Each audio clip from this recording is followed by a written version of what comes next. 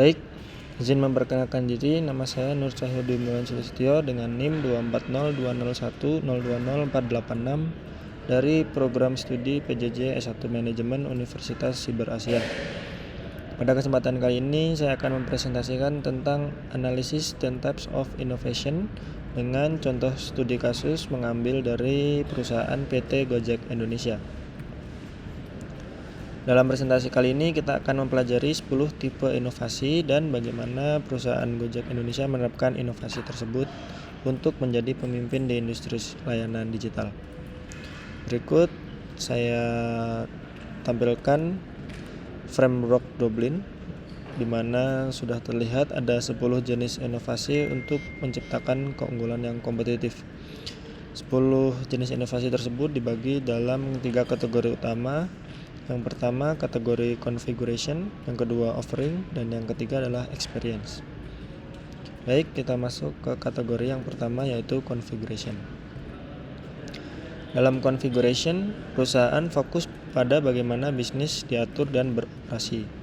Dibagi dalam 4 hal yaitu profit model, yakni adalah cara perusahaan untuk menghasilkan profit. Yang kedua adalah network, yaitu kolaborasi strategis. Yang ketiga adalah structure, yaitu organisasi internal dan aset. Dan yang terakhir adalah proses, yaitu adalah bagaimana perusahaan mencari cara unik dalam menciptakan sebuah nilai atau value. Baik, yang pertama adalah profit model.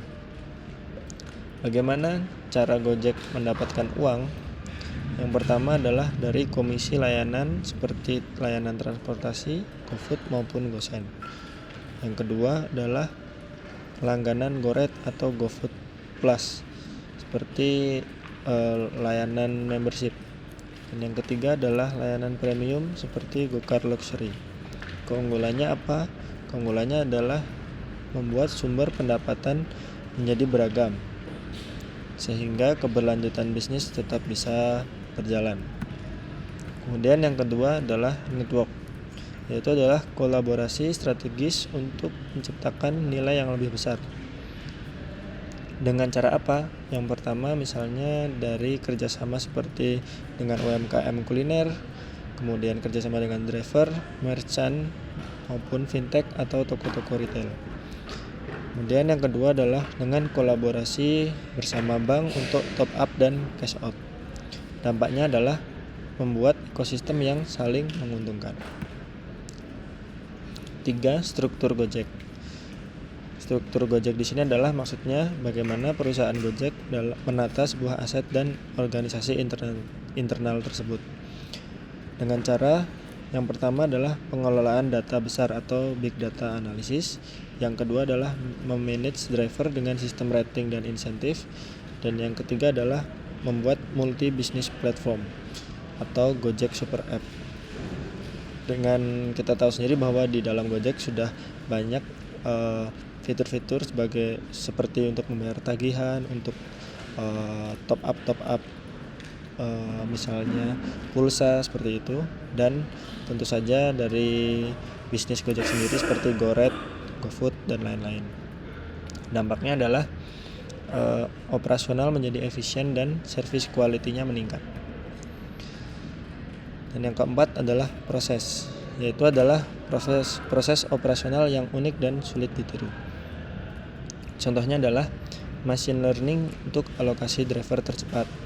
Kemudian fitur keamanan pada proses delivery. Kemudian yang ketiga adalah contactless delivery. Dampaknya adalah pekerjaan menjadi lebih cepat, aman, dan inovatif. Selanjutnya kita masuk ke bagian yang kedua, yaitu adalah offering. Offering yakni di sini adalah perusahaan fokus pada produk dan layanan yang diberikan kepada pelanggan.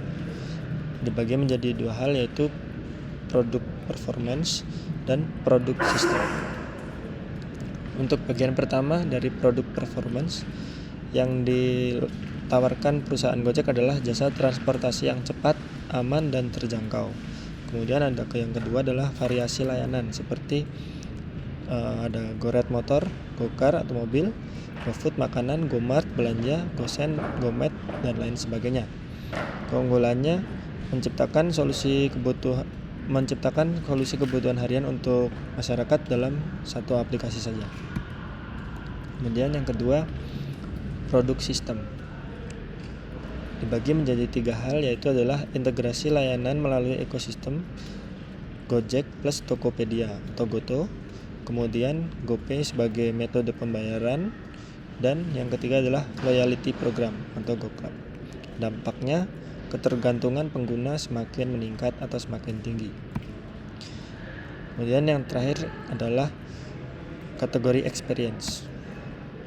Dalam kategori ini, perusahaan fokus pada interaksi pelanggan. Dibagi menjadi 4.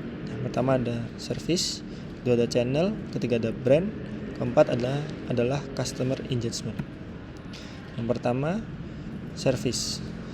Customer disupport 24 jam. Kemudian terdapat fitur keamanan yaitu sharing location dan emergency button. Kemudian yang ketiga ada tracking pesanan secara real time. Keunggulannya adalah meningkatkan kepercayaan pengguna. Yang kedua adalah channel. Aplikasi mobile sebagai kanal utama, smart banner di merchant, dan partnership di minimarket atau toko-toko retail. Dampaknya adalah akses layanan menjadi lebih mudah dan luas. Ketiga adalah brand. Brand ini identik dengan solusi kehidupan sehari-hari ya, brand perusahaan Gojek itu. Dengan menggaungkan kampanye hashtag pasti ada jalan. Dan juga perusahaan Gojek ini fokus pada empowering drivers serta UMKM. Hasilnya, brand Gojek menjadi lebih kuat dan dekat dengan masyarakat. Kemudian ada customer engagement dengan cara yaitu promo personalisasi sesuai kebiasaan pengguna, kemudian gamifikasi melalui GoClub, serta membuat event dan campaign sosial. Dampaknya, loyalitas dan emotional bonding para user pengguna Gojek semakin meningkat. Analisis dan kesimpulan, perusahaan Gojek menerapkan seluruh 10 tipe inovasi secara efektif sehingga menciptakan diferensiasi yang sulit ditiru oleh kompetitor. Kemudian yang kedua, menunjukkan kekuatan model bisnis Gojek sebagai super apps. Yang ketiga adalah 10 types of innovation, membantu memahami keunggulan Gojek.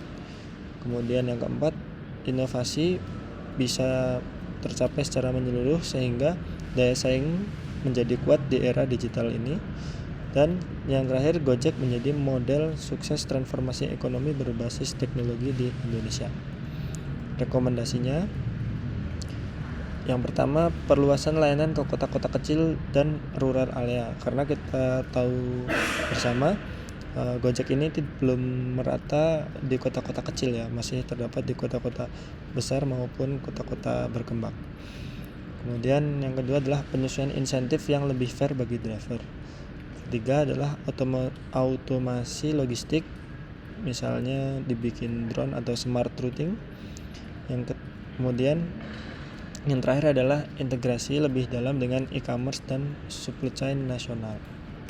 Baik, sekian presentasi dari saya, kurang lebihnya mohon maaf. Wassalamualaikum warahmatullahi wabarakatuh.